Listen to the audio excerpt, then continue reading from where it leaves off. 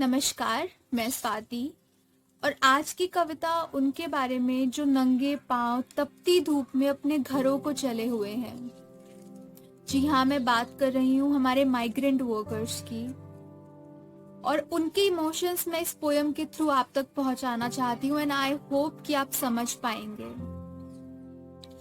तो बात दरअसल कुछ ऐसी है साहब कि नंगे पैरों पे धूप जरा जोर की लगती है।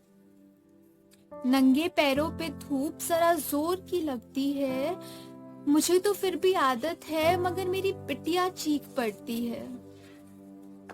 अपनी मजबूरी समझाने का उसे हर जतन हो रहा है मगर उसके गुलाब सरीखे पैरों पर पॉलिथीन का जुगाड़ अब विफल हो रहा है। और कुछ नहीं साहब तो अपनी बेटी की पुरानी चप्पल ही ला दो। अगर और कुछ नहीं है साहब तो अपनी बेटी की पुरानी चप्पल ही ला दो और ज्यादा कुछ नहीं मांग रहा साहब, मुझे बस मेरे घर पहुंचा दो।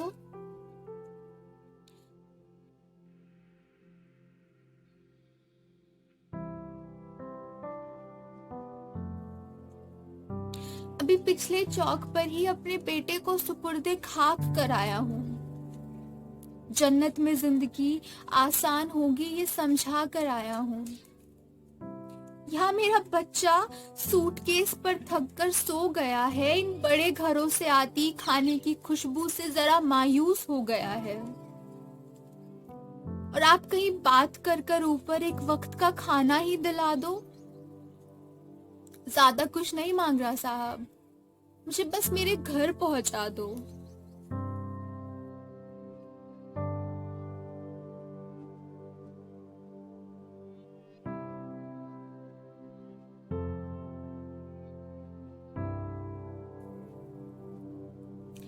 मेरी मजदूरी से साहब घर में आटा ले आता था, कैसे भी इंतजाम करके माँ को दवाई के पैसे दे आता था।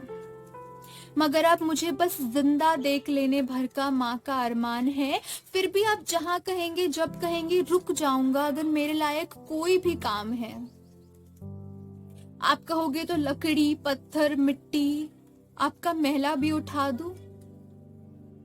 ज्यादा कुछ नहीं मांग रहा साहब, मुझे बस मेरे घर पहुंचा दो।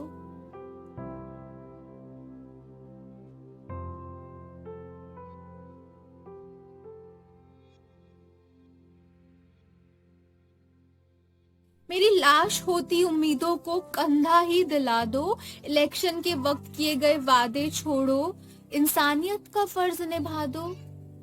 एक हवाई चप्पल वाले को हवाई जहाज के सपने दिखाए थे। गरीबों को साथ लेकर चलने के न जाने कितने नारे लगाए थे। मगर ठंडे कमरों में बैठने वाले बातें भूल जाते हैं अक्सर। कोई बात नहीं, आप याद दिला दो। सड़कें थक गई हैं लाशें छिपाकर, ये बात उन तक पहुंचा दो।